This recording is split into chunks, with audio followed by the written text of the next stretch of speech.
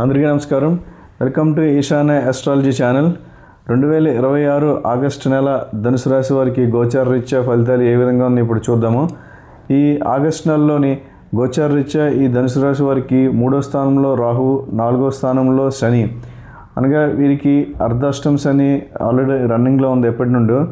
ఈ శని కూడా వక్రంలోకి రావడం అనేది జరుగుతుంది. వక్రంలోకి ఎప్పుడైతే శని వచ్చిందో ఈ గతంలో వీళ్ళ చేసినటువంటి కొన్ని పనులు ఏవైతే పెండింగ్ ఉన్నాయో అవి కంప్లీట్ అవ్వడం లాంటివన్నీ కూడా జరుగుతాయి. తర్వాత 7వ స్థానంలో శత్రుస్థానంలో కుజుడు అండ్ 8th హౌస్లో రవి, గురు అనేది గోచారరీత్యా సంచరించడం అనేది జరుగుతుంది. అండ్ కన్యరాశిలో శుక్రుడు సంచరించడం జరుగుతుంది. సింహరాశిలో కేతువు సంచరించడం జరుగుతుంది. ఈ సింహరాశిలో ఆగస్టు 17 తర్వాత రవిగ్రహం కూడా ఎంటర్ అవ్వడం అనేది జరుగుతుంది. ఇప్పుడు మేజర్గా ఈ ఆగస్టు నెలలో గ్రహ మార్పులు ఏమిటనగా ఆగస్టు 17 వరకు కర్కాటక రాశిలో ఉన్నటువంటి రవిగ్రహం వీరికి 8th హౌస్ అవుతుంది. 8th హౌస్ అనగా హెల్త్కి సంబంధించిన ఇష్యూస్ అన్నీ రావడానికి అయితే చాలా ఛాన్స్ అయితే ఉన్నది. మైగ్రెయిన్ లాంటివి కానీ, తలనొప్పి కానీ, బ్యాక్ పెయిన్ కానీ, ఇలాంటి రవికి సంబంధించినటువంటి కొన్ని ప్రాబ్లమ్స్ రావడం, మరియు వీళ్ళ తండ్రికి, ఈ ధనుసు రాశి వారికి సంబంధించినటువంటి వీరి తండ్రికి ఏదైనా హెల్త్ ప్రాబ్లమ్స్ రావడం, తండ్రికి సంబంధించినటువంటి ప్రాపర్టీస్లోని ఏదైనా ఇష్యూస్ రావడం జరగడానికి అయితే చాలా ఆస్కారం ఉన్నది.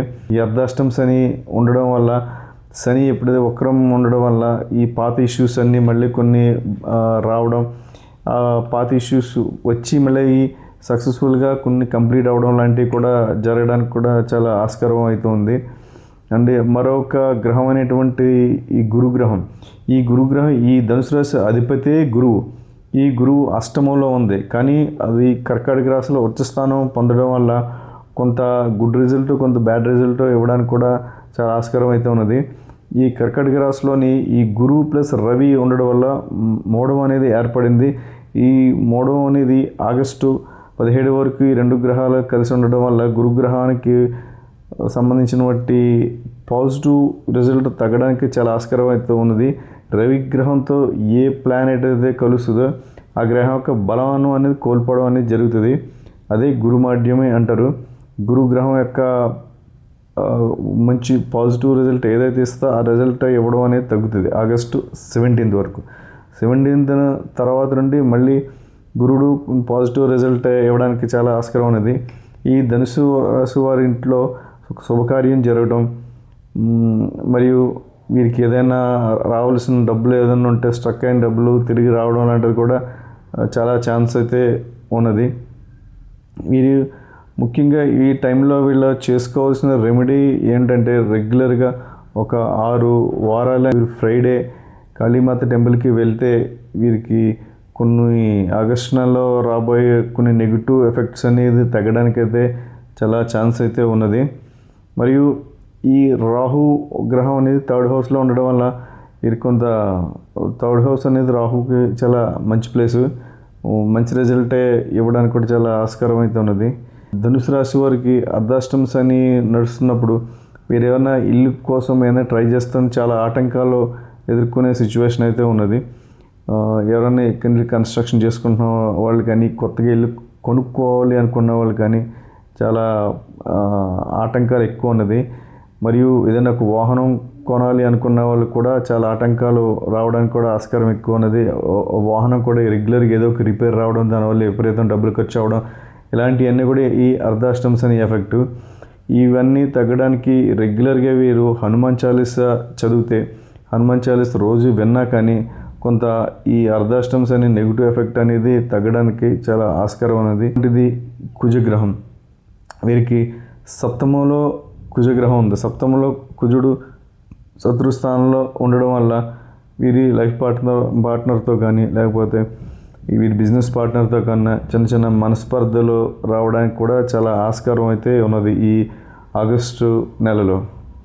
మరియు ఈ 10వ స్థానంలోని శుక్రుడు కన్యరాశిలో నీచి చెంది ఉండడం వల్ల ప్రొఫెషన్ విషయంలోనే వీరికి ఏదో ఒక అడ్డంకులు రావడం, ప్రతి పని పోస్ట్ పోన్ చేయడం, కొంచెం బద్ధకం పెరగడం, ఇలాంటివన్నీ కూడా ఉండడానికి చాలా ఆస్కారం ఉంది.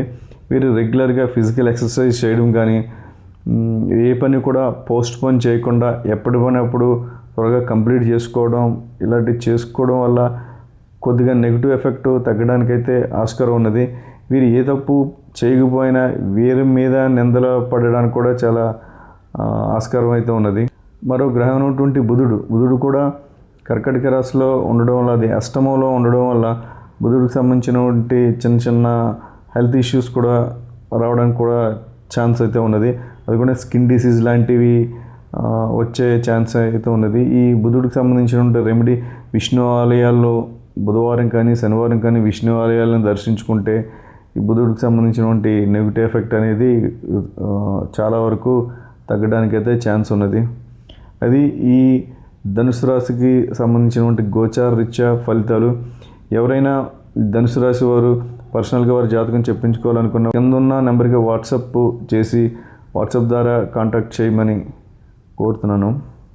దయచేసి నా ఛానల్ని సబ్స్క్రైబ్ చేయండి, లైక్ చేయండి, షేర్ చేయండి. Thank you very much.